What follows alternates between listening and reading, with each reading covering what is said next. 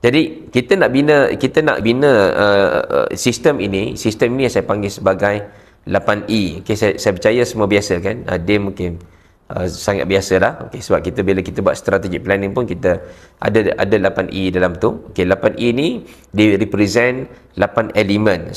Bukanlah 8 elemen tu semuanya bermula dengan huruf E. Saya tidak begitu obses dengan abbreviation, okay, singkatan yang mesti bermula dengan satu huruf dengan huruf yang sama. Saya tidak obses dengan benda macam tu. I don't care dia bermula dengan huruf apa pun, so long as yang saya sebutkan 8A itu sebenarnya dia adalah represent, dia mewakili 8 elemen sistem bisnes. The first element yang paling penting adalah leadership. Alright, leadership itu sendiri.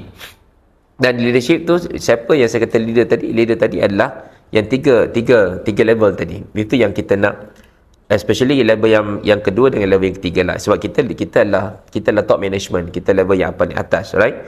So kita nak membina leader kita ni, especially yang middle management itu, untuk sampai macam mana mereka boleh lead team mereka dengan proper, only then our business boleh berjalan dengan lancar.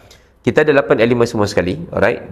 Kalau elemen nombor 1 iaitu leadership itu sangat lemah, maka semua elemen yang lain tu akan semua ke longkang belaka, semua ke laut belaka, trust me.